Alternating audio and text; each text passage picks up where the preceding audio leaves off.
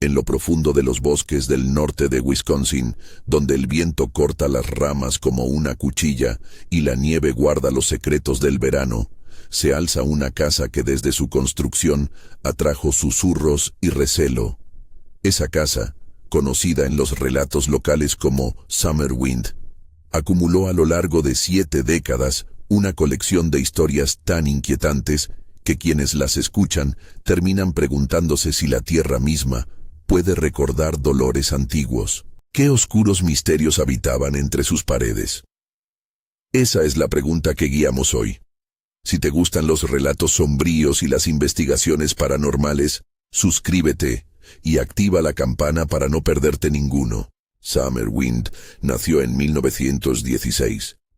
Una mansión de líneas ambiciosas, madera oscura y un órgano que se instaló como un corazón mecánico destinado a llenar los salones con un sonido solemne. Construida en un aislamiento que parecía protegerla del mundo y al mismo tiempo dejarla expuesta a las fuerzas del clima, vientos que aúllan, nieve compacta, noches eternas, pronto comenzó a acumular algo más que polvo. Según los informes contemporáneos y los recuerdos transmitidos por generaciones, los primeros ecos del malestar no tardaron en aparecer. Los Lamont fueron la primera familia que figura en los relatos como víctimas de aquello que muchos describen hoy como la maldición de Summer Wind. Se dice que, durante su estancia, los sirvientes comenzaron a comentar la presencia de una mujer que no pertenecía a la casa. Una figura difusa, más sensación que forma, que aparecía en los corredores y en la proximidad del sótano. Testigos relatan que aquella silueta inspiraba una mezcla de compasión y terror, como si la casa misma hubiera creado una memoria hecha de carne y sombra. Una noche, según los reportes que circularon en la comunidad, la tensión llegó a un punto insoportable. Robert Lamont bajó al sótano tras escuchar un ruido, y allí, entre la penumbra, creyó ver una forma humana que no respondía a la lógica. Disparó.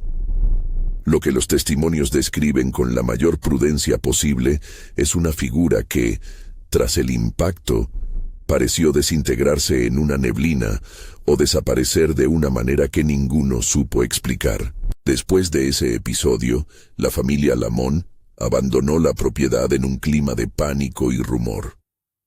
No está comprobado, dicen los archivos locales, qué fue exactamente lo que Lamont creyó ver. Solo quedan los relatos y la señal de un pasado que se fracturó en una noche de fuego y miedo.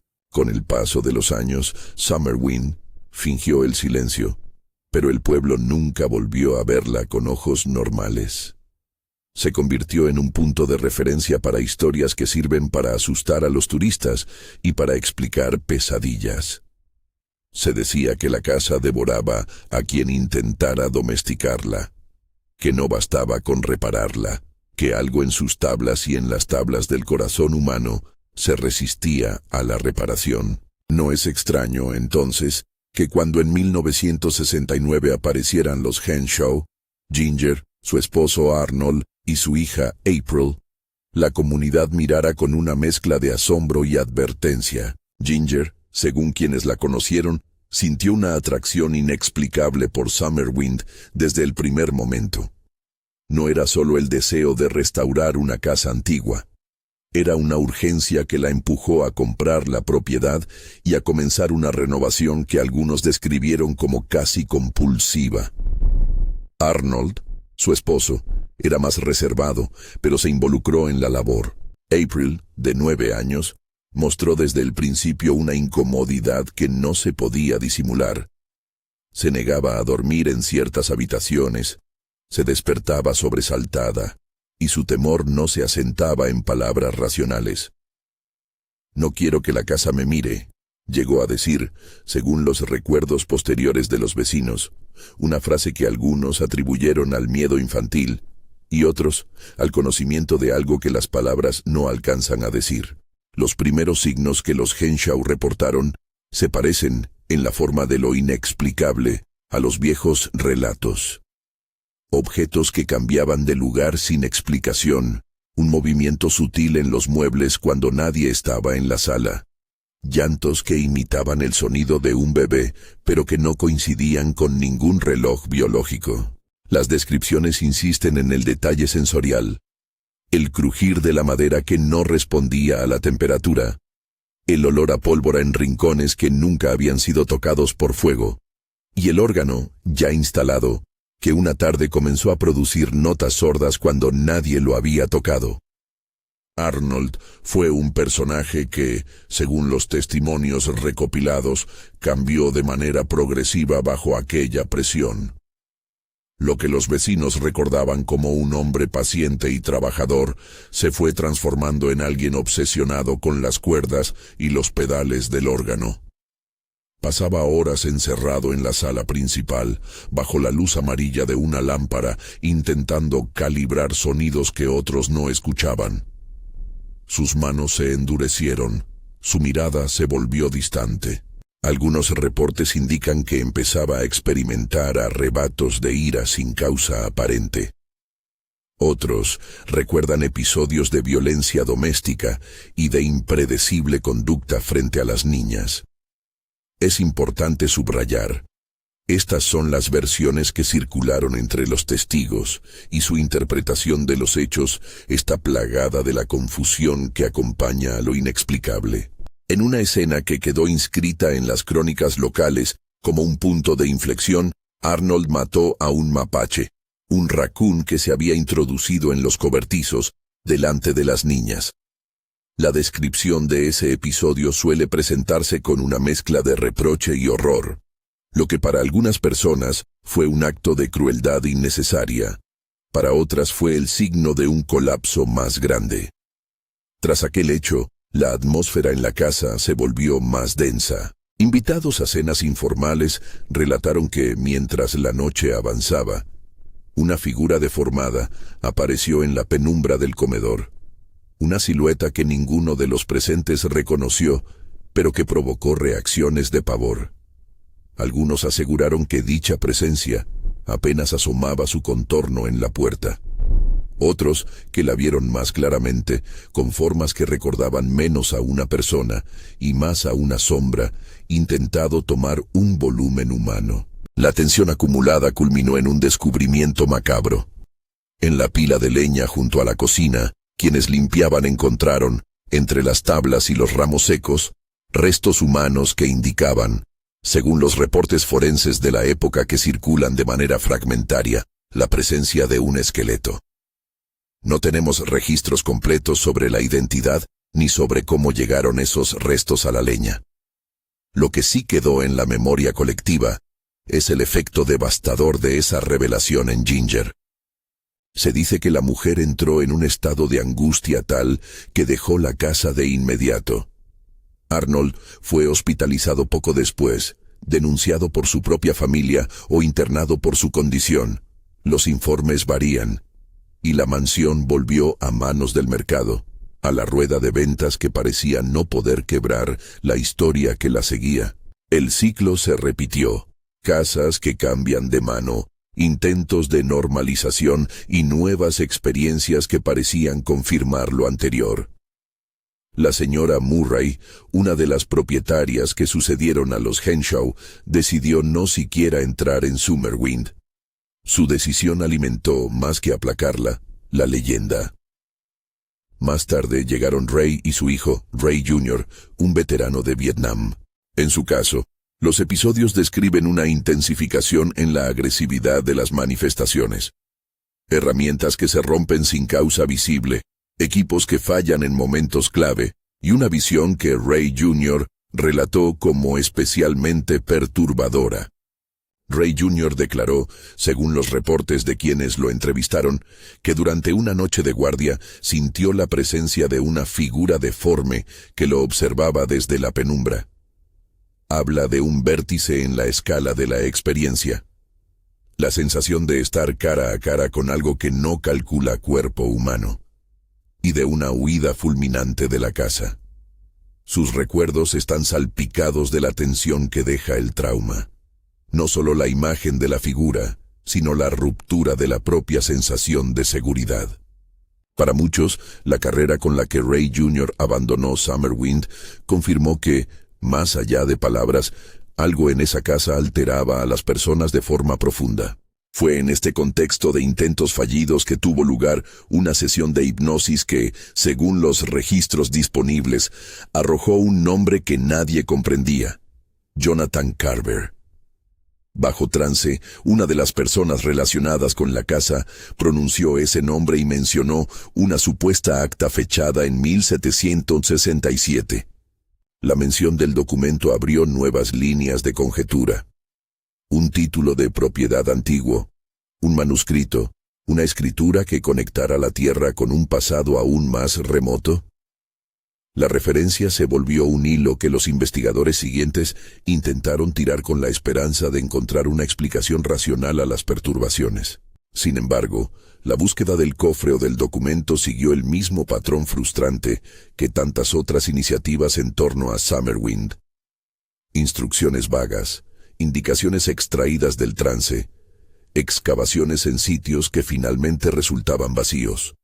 Según se reportó, un grupo penetró en los sótanos y en cavidades ocultas, siguiendo la secuencia que el trance había señalado. Hallaron una cavidad en la pared que prometía contener algo crucial, pero la cavidad estaba vacía. No hubo cofre, no hubo acta, solo un hueco que parecía señalar una ausencia deliberada. La falta de pruebas físicas no diluyó, sin embargo, la certeza subjetiva de quienes vivieron las experiencias. Si el documento existió alguna vez, hoy esa existencia es incierta. Si nunca existió, la ilusión de su presencia se convirtió en otra capa del misterio. A lo largo de estos episodios, circulan preguntas que no se pueden responder con una sola voz. ¿Qué vínculo mantenía la casa con la memoria de la gente que la habitó? ¿Era Summerwind un foco que amplificaba las obsesiones personales? ¿Una tela frágil donde se imprimen las ansias humanas? ¿O albergaba algo con una continuidad propia? Las interpretaciones varían. Algunos investigadores locales, con prudencia, sugirieron que la naturaleza aislada de la mansión, su aislamiento social, las noches interminables, el estrés de la restauración, podría haber alimentado cuadros de paranoia y alucinación colectivas. Otros aceptaban esa explicación hasta donde era plausible y luego se detenían, mirando la evidencia fragmentaria, el hallazgo del esqueleto, los testimonios coincidentes sobre la figura en el comedor y la sensación de que había algo más que factores psicológicos.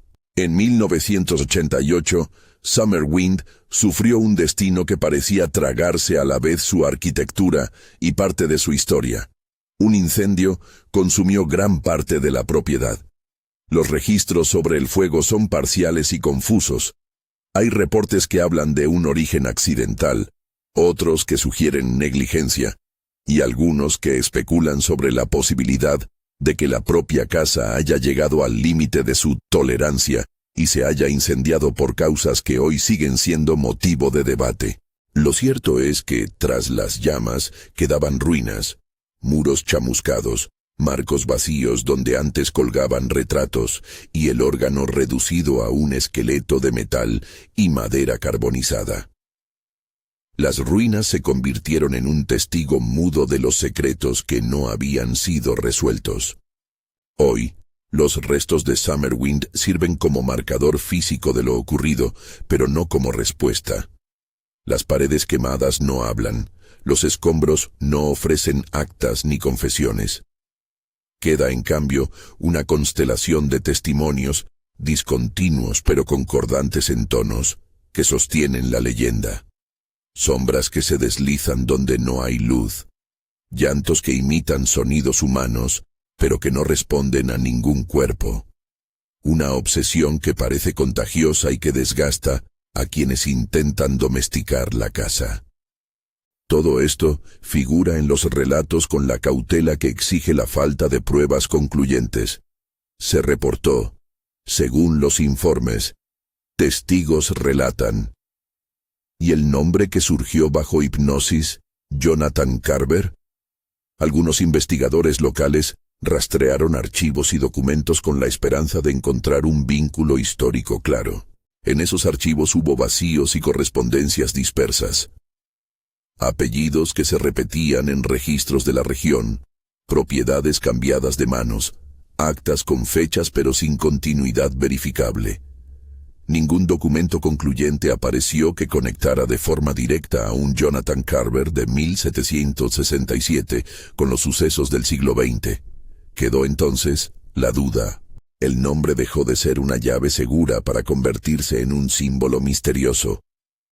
Una palabra que apareció en el clímax de varios relatos y que sugirió una trama aún más antigua, quizá enterrada por el tiempo y por la intencionalidad humana.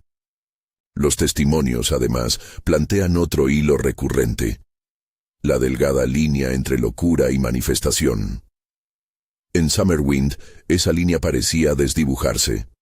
Los comportamientos extremos, la violencia, las obsesiones con un objeto, el órgano en el caso de Arnold, y el surgimiento de miedos infantiles que no encontraban consuelo en palabras adultas, todo confluyó en un escenario donde la causa y el efecto se volvieron difíciles de separar. Para los vecinos, para los reportes posteriores y para quienes estudiaron los hechos desde fuera, esas condiciones son tan relevantes como cualquier otra hipótesis sobrenatural. No se trata de negar lo extraordinario. Se trata de encuadrar lo extraordinario en la complejidad humana que siempre acompaña a los lugares con historia. La sensación de que Summerwind guardaba secretos fue alimentada no solo por las apariciones y por el esqueleto, sino por la manera en que la casa parecía resistirse a ser leída por completo. Cada intento de desentrañar un hilo terminaba revelando otro vacío. La cavidad vacía en el sótano, el documento que nadie pudo encontrar, la ausencia de evidencia científica concluyente. Todos esos elementos transformaron la mansión en un cementerio de preguntas. Y ese cementerio, en la narración colectiva, se hizo más poderoso que cualquier certeza. Los interrogantes empezaron a construir su propia arquitectura. Hoy, en los claros donde el bosque permite una mirada hacia las ruinas, se pueden imaginar ecos. Según algunos relatos recientes, incluso después del incendio la zona conserva una atmósfera particular. El aire parece más denso, el viento adquiere un timbre que algunos describen como un lamento lejano. Más allá del folclore, lo que queda para los investigadores y para los curiosos son documentos fragmentarios, testimonios orales y fotografías de una mansión que no resistió el paso del tiempo ni la acumulación de tragedias. Para muchos, eso basta para afirmar que el misterio persiste. ¿Existió realmente la acta de 1767? ¿Quién fue Jonathan Carver? ¿Era Summerwind el vehículo de una fuerza ajena o simplemente un amplificador de las emociones humanas, de los miedos, de las obsesiones que una casa vieja puede incubar? Las respuestas no están. Solo quedan relatos con matices y sombras que se rehúsan a aclararse. La historia de Summerwind, tal como ha sido contada, no ofrece una conclusión única. Deja en su lugar un crisol de posibilidades y la sensación de que algunos secretos están diseñados para resistir la curiosidad humana. Al cerrar este recorrido por las etapas más oscuras de Summerwind, hay una imagen que se repite en casi todas las voces. La casa como un organismo que absorbe y retorna la desesperación de quienes la habitan. A veces, ese retorno adopta formas sutiles. Muebles que se desplazan, una melodía en un órgano que nadie toca. Y otras veces se hace violento. Gritos que no se sabe si son humanos, una figura en la penumbra que provoca huida. La acumulación de estas experiencias, documentadas y relatadas con cautela, compone el corazón inquietante del misterio. Si algo nos enseñan los registros, las confesiones bajo trance y las memorias de quienes pasaron por Summerwind, es que la historia no concluye con el fuego ni con las ruinas. El misterio no es solo un conjunto de eventos aislados. Es un tejido de percepciones, de ausencias y de pequeñas verdades que se mezclan hasta volverse impenetrables. La casa desapareció físicamente en gran parte, pero su leyenda, alimentada por testimonios y por el silencio de los documentos que faltan, sigue viva en la memoria colectiva. La última pregunta que queda, la que probablemente te persiga después de escuchar todo esto, es la más elemental. ¿Qué harías tú si te enfrentases a una puerta que cruje en una mansión vacía? Si el viento pronunciara tu nombre entre las hojas, si alguien bajo trance te hablara de un tal Jonathan Carver y de un documento que nadie logra encontrar. La respuesta, como en el caso de Summerwind, probablemente no será una sola. Para algunos será prudencia, para otros curiosidad, para unos más, miedo. Lo que sí es cierto es que hay historias que por más que se intente, no se pueden domesticar con facilidad. Summerwind continúa en las fotografías amarillentas, en las conversaciones susurradas en los bares del pueblo y en las páginas dispersas que mencionan fechas y nombres sin cerrar la historia. Sus ruinas no ofrecen ya una explicación, solo una invitación, a mirar, a preguntar, a no dar por segura ninguna certeza, porque, al final, lo que realmente aterra no es tanto la presencia de lo inexplicable, sino la posibilidad de que los secretos enterrados sigan vivos, esperando a ser descubiertos por quienes no temen mirar dentro de las casas que la memoria prefiere olvidar. ¿Qué opinas de los oscuros misterios de Summerwind? Deja tu teoría en los comentarios. Comparte este video con alguien que ame los misterios y no olvides seguir nuestro canal para más investigaciones de lugares que, como este, no han dejado de susurrar.